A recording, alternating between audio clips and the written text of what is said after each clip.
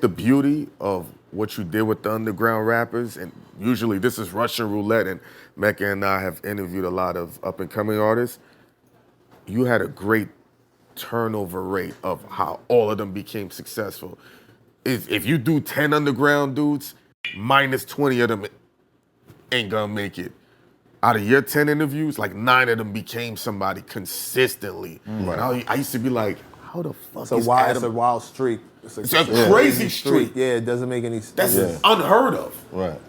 And I was like, this ain't luck. And I ran the unsigned hype column and ain't had those kind of numbers. You might need to be in the A&R or something, man. You might know what I'm need saying? to Luck and consistency. step in that direction a little bit. How were you able to always, was it great timing, great instincts? How do you pick your artists? Yeah.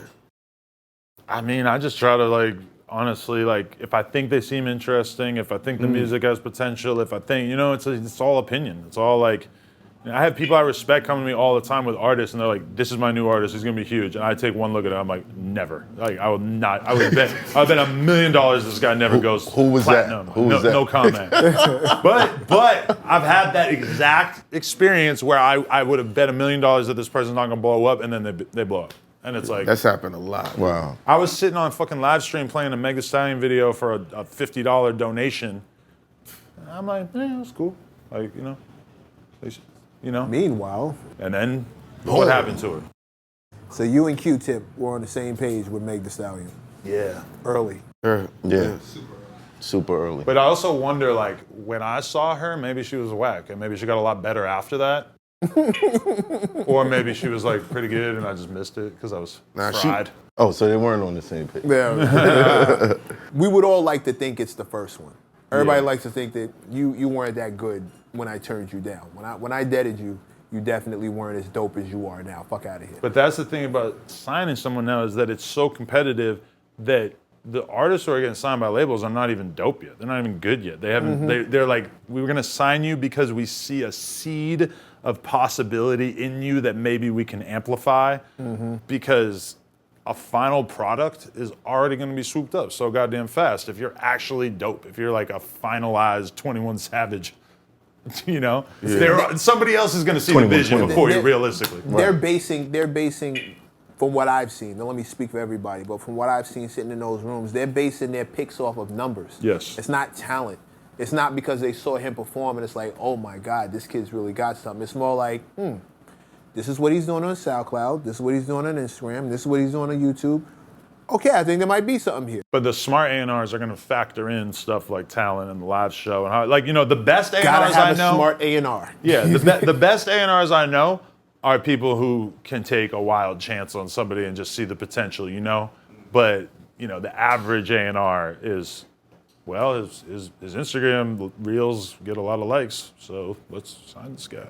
By average, you mean like 90%? Yeah, I feel like I kind of get lucky with A&Rs because I'm just ignoring everyone besides the few decorated A&Rs that I've dealt with because they actually have poppin' artists, so they come through for the interview and we develop a relationship, which is also, those are smart A&Rs who develop relationships with media people, but I know a lot of really, really good A&Rs who I look at them and I'm in awe, but also some of those A&Rs have sat there with me and said, this guy's gonna be huge, and I said, I don't see it. And then I was right, and the guy never went anywhere. It's and these are the best A&Rs who have the craziest success rate. You're still gonna take losses. It's still gambling. Right, every time. Right, because you can never account for what's gonna happen in someone's life. Yeah. Facts. And sometimes the time change, and when the time change, Facts. something that sound hot at that time, the new Man, ain't that movement, no more. I call it the Carmelo Anthony theory. In regards?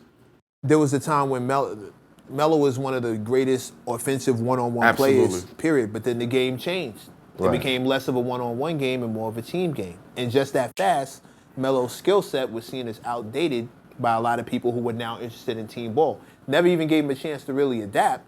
But that's what happened, like what he's saying. There are styles that were great, fantastic. And then the landscape changes. But part of that, you have to be able to identify when the landscape is changing and tweaking. The landscape shifted on us 3 times between you and I. We were supposed to be the fuck out of here. Yeah, facts. Thank God we have personality. But that beyond that, but also understanding, shifting. and not being stubborn. But you have artists who refuse to change, or they can't. Or they can't. You were really great for this time period, and now that time And that's period why is I over, asked Adam, you haven't shifted. where's the shift gonna come in how content's gonna be distributed? Because something's going to happen where I think I see it, but I'm not gonna say it. I'll save that for off camera. I think think about I see where it's during the going. pandemic we gotta when they have were that cutting talk. all the YouTube ads. Were you affected by that? During the pandemic, the YouTube ads started generating less. Yeah, or I forgot the terminology. It was for the black content creators from the manosphere. They all were feeling. You said They got demonetized a lot Yeah. around then. Yeah. I forgot the terminology. Ah man. Not demonetized. I was going live a lot, so Oh, you was going hammer. yeah, every night. Everybody in the crib.